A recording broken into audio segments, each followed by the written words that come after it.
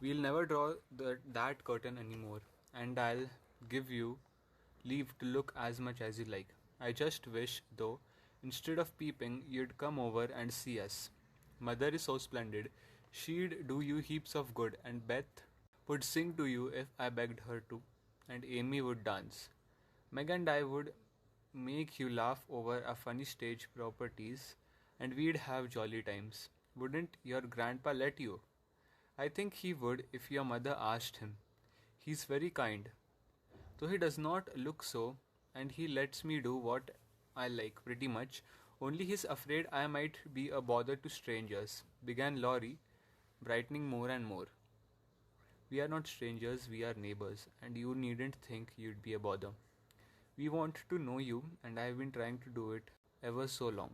We haven't been here a great while, you know, but we have got acquainted with all our neighbors but you. You see, Grandpa lives among his books and doesn't mind much what happens outside. Mr. Brooke, my tutor, doesn't stay here, you know, and I have no one to go about with me. So I just stop at home and get on as I can. That's bad. You ought to make an effort and go visiting everywhere you are asked. Then you'll have plenty of friends and pleasant places to go to.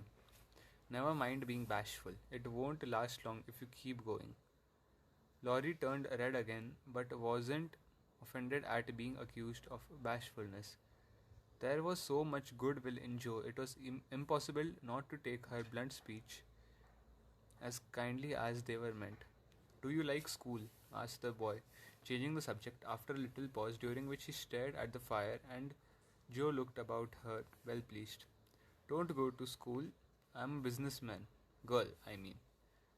I go to wait on my green aunt, and a dear, cross old soul she is too, answered Joe. Laurie opened his mouth to ask another question, but remembering just in time that it wasn't manners to make too many inquiries into people's affairs, he shut it again and looked uncomfortable. Joe liked his good breeding and didn't mind having a laugh at Aunt March, so she gave him a lively description of the fidgety old lady, her fat poodle, the parrot that talked Spanish, and the library where she revelled. Laurie enjoyed that immensely, and when she told Aunt March, and in the middle of a fine speech, how Paul had tweaked his wig off to his great dismay, the boy lay back and laughed till tears ran down his cheeks, and a maid popped her head in to see what was the matter. Oh, that does me no end of good. Tell on, please. Much elated with her success, Joe did tell on all about their plays and plans, their hopes and fears for father, and the most interesting events of the little world in which the sisters lived.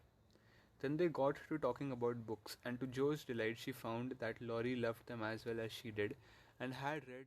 If you like them so much, come down and see ours. Grandfather is out, so you needn't be afraid, said Laurie, getting up. I'm not afraid of anything, returned Joe, with a toss of the head. I don't believe you are, exclaimed the boy, looking at her with much admiration, though he privately thought she would have good reason to be a trifle afraid of the old gentleman if she met him in some of his moods. The atmosphere of the whole house being summer-like, Laurie led the way from room to room, letting Joe stop, and so at last they came to the library, where she clapped her hands and pranced, as she always did when especially delighted. It was lined with books, and there were pictures and statues, and distracting little cabinets full of coins and curiosities, and sleepy hollow chairs, and queer tables, and bronzes, and best of all, a great open fireplace with quaint tiles all round it. What richness! Sighed Joe, sinking into the depth of a willow chair and gazing about her with an air of intense satisfaction. Theodore Lawrence, you ought to be the happiest boy in the world, she added impressively. A fellow can't live on books, said Laurie, shaking his head as he perched on a table opposite. Before he could say more, a bell rang and Joe flew up, exclaiming with alarm, Mercy me, it's your grandpa. Well, what if it is? You are not afraid of anything, you know, returned the boy, looking wicked. I think I am a little bit afraid of him, but I don't know why I should be. Marmee said I might come, and I don't think you're any the worst for it, said Jo, composing herself, though she kept her eyes on the door. I am a great deal better for it, and ever so much. I am only afraid you are very tired of talking to me. It was so pleasant I couldn't bear to stop, said Laurie gratefully. The doctor to see you, sir, and the maid beckoned as she spoke. Would you mind if I left you for a minute? I suppose I must see him, said Laurie. Don't mind me. I am happy as a cricket here, answered Joe. Laurie went away, and his guest amused herself in her own way. She was standing before a fine portrait of the old gentleman when the door opened again, and without turning, I'm sure now that I shouldn't be afraid of him, for he's got kind eyes, though his mouth is grim and he looks as if he had a tremendous will of his own. He isn't as handsome as my grandfather, but I like him. Thank you, ma'am, said a gruff voice behind her, and there, to her great dismay, stood old Mr. Lawrence. Poor Jo blushed till she couldn't blush any redder, and her heart began to beat uncomfortably fast as she thought what she had said. For a minute, a wild desire to run away possessed her, but that was cowardly, and the girls would laugh at her. So she resolved to stay and get out of the scrape as she could. A second look showed her that the living eyes under the bushy eyebrows were kinder even than the painted ones, and there was a slight twinkle in them, which lessened her. The gruff voice was gruffer than ever, and the old gentleman said abruptly, after the dreadful pause, So, you're not afraid of me, hey? Not much, sir. And you don't think me as handsome as your grandfather? Not quite, sir. And I've got a tremendous will, have I? I only said I thought so. But you like me in spite of it? Yes, I do, sir. The answer pleased the old gentleman. He gave a short laugh, shook hands with her, and putting his finger under her chin, turned up her face, examined it gravely, and let it go, saying with a nod, You have got your grandfather's spirit if you haven't his face. He was a fine man, my dear, but what is better, he was a brave and an honest one, and I was proud to be his friend. Thank you, sir. And Jo was quite comfortable after that, for it suited her exactly. What have you been doing to this boy of mine, hey?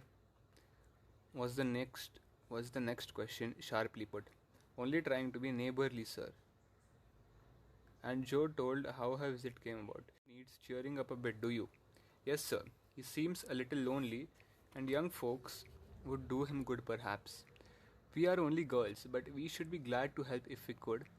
For we don't forget the splendid Christmas present you sent us, said Jo eagerly. That was the boy's affair.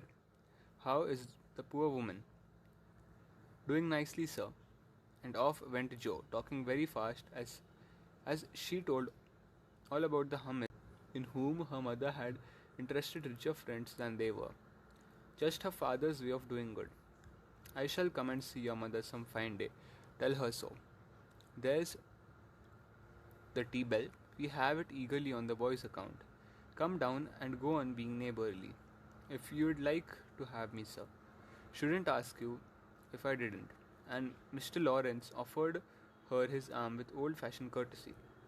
What would Meg say to this? Thought Jo as she was marched away, while her eyes danced with fun as she imagined herself telling the story at home.